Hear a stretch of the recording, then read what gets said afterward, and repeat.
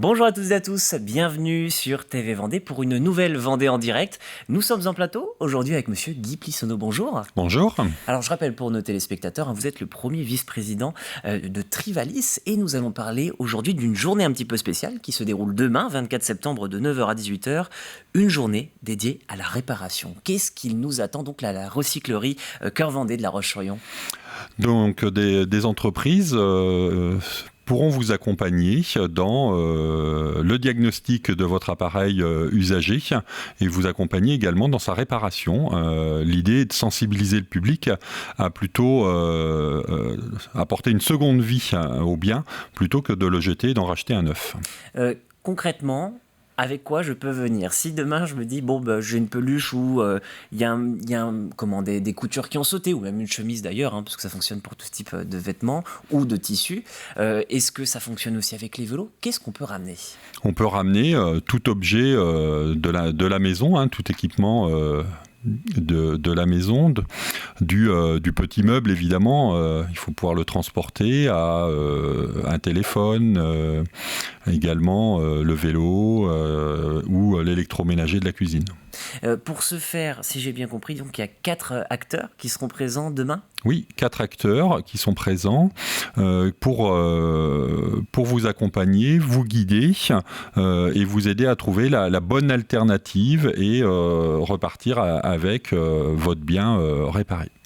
Quelle est la difficulté qu'est-ce qui fait qu'en fait, à un moment donné, Trivalis se dit il faut qu'on en passe par là? Qu'est-ce qui vous fait dire on a besoin de montrer aux gens qu'on peut recycler ces biens? Nous, notre objectif, c'est le traitement des déchets de chaque Vendéen, mais on a aussi une mission de prévention pour réduire ce volume de déchets. Ça fait partie de nos enjeux. Tout déchet qui n'arrive pas en déchetterie est un déchet qui continue de vivre une seconde fois, une troisième fois, une quatrième fois si besoin, et ça fait partie de nos objectifs. Donc finalement, valoriser des déchets, c'est ce qu'on évoquait en préparant cet entretien, c'est que ça vous en fait aussi un petit peu moins. Voilà, on parle de moins en moins de déchets et de plus en plus de ressources. Ce qui veut en dire long. Une ressource, c'est quelque chose qu'on peut réutiliser. Et donc, parce que vous avez cette casquette de premier vice-président, vous avez aussi la casquette de maire de la Genétouse et de président de la communauté de communes Vier-Boulogne. Donc vous avez le nez dedans, vous voyez qu'il y a beaucoup de déchets qui peuvent arriver. Et est-ce que ce genre de journée, ça sert aussi aux collectivités telles que la vôtre ? Oui, bien sûr, parce que ça va permettre à nos habitants de repérer des entreprises, des artisans qui peuvent les accompagner sur la réparation de leurs biens et puis de montrer que c'est finalement peut-être pas plus compliqué que de prendre sa voiture et d'aller acheter un bien neuf. De quoi, nous, en tant que particuliers, on ne se rend pas compte? Parce que je présume que vous avez une vision un peu plus globale, vous gérez de nombreuses villes, de nombreuses personnes en termes de valorisation des déchets. Qu'est-ce qui fait qu'on ne se rend pas compte de tout ce qu'il y a à faire en gestion des déchets?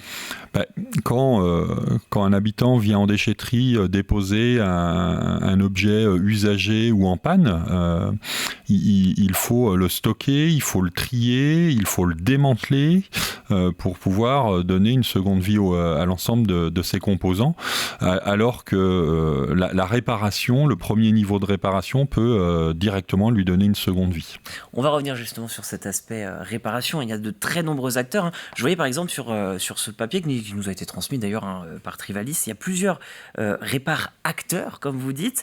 À La Roche, ils nous en recensent 9. Alors je ne vais pas tous les citer, mais il y a par exemple Passion Informatique. Si vous avez des problèmes avec votre ordinateur, n'hésitez pas. Ou il y a des Pops 3D Création. Enfin bref, ce qu'on peut voir, c'est qu'il y a de nombreux acteurs qui s'engagent. Ce que j'aimais beaucoup chez Pops 3D Création, c'est ce côté réparation en imprimant directement des pièces 3D. Donc on est vraiment sur presque de la microchirurgie en fait. Oui, de la microchirurgie. Et puis très souvent, ce sont des micro-pannes ou des petites pannes qui sont réparables. Et l'objet n'est pas encore usagé. Il est peut-être tombé, il a reçu un choc et c'est facilement réutilisable. Et puis ce qui est important pour nous, c'est c'est que on est dans l'économie circulaire, on est dans la proximité, on est dans quelque chose de vertueux en termes de démarche. Bon, je vais citer quand même 2 ou 3 autres réparateurs hein, du côté de La Roche-sur-Yon. Il y a aussi Very Nice Service, hein, je parlais de passion informatique, ils font exactement le même service d'informatique, mais ils font aussi de l'impression 3D. Donc on voit qu'il y a vraiment une niche, toute une économie qui est, et c'est ce qu'on me disait, l'économie circulaire, qui s'installe et qui vraiment s'implante sur le territoire. Oui, et la Chambre des métiers qui est le partenaire de cette opération avec Réparacteur a sur son site internet listé l'ensemble des artisans qui sont des réparacteurs au plus près de chaque habitant. Alors vous me lancez la balle et c'est parfait parce que j'allais vous poser cette question. Comment on fait pour retrouver en dehors d'une journée de ce temps fort, hein, qui je le rappelle, hein, parce que c'est toujours important, se déroulera à la recyclerie Cœur Vendée demain de 9h à 18h. Où est-ce qu'on peut trouver d'autres réparacteurs ?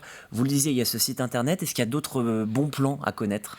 Oui, alors, il y a le site par la Chambre des métiers qui est le plus exhaustif et qui couvre l'ensemble du département. Après, au sein de chaque territoire, il y a souvent des annuaires, il y a au sein des communes, sur les sites des communes, on retrouve un certain nombre d'éléments.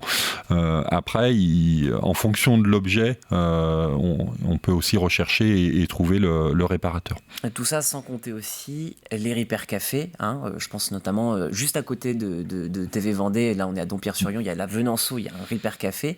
C'est des bénévoles qui, pareil, s'engagent dans cette action-là et qui permettent ce regroupement de gens et de personnes. Et c'est ça qui est intéressant, c'est qu'on le verra certainement à la recyclerie Cœur Vendée demain, c'est que ça amène aussi d'autres personnes qui veulent aider. Oui, on n'a pas évoqué, mais le monde associatif s'investit fortement sur ces actions-là pour pouvoir, de façon solidaire, s'entraider et la compétence des uns au service des autres pour favoriser cette économie circulaire et la réparation de ces objets-là. Voilà, et puis comme je le disais, donc la question était un petit peu à tiroir, mais il y a aussi ça, il y a cet aspect, des personnes viennent et en fait se rendent compte qu'elles peuvent aider parce qu'elles ont des compétences techniques et professionnelles, et vous avez peut-être toujours à la recherche aussi de ce genre de trésor, puisqu'on parlait de ressources. Oui, après, le bénévolat, c'est dans les gènes du Vendéen, donc cet aspect solidarité, ça se cultive, on le cultive. Il faut simplement initier, favoriser, inciter cette mise en mouvement. Eh bien, merci beaucoup, Glyph Tissonneau, d'avoir accepté notre invitation. Je le répète, le prochain rendez-vous de la recyclerie Cœur Vendée, c'est demain. C'est une journée dédiée à la réparation, ce samedi 24 septembre, de 9h à 18h. Merci beaucoup d'avoir suivi cette Vendée en direct. Je vous souhaite une excellente journée sur TV Vendée.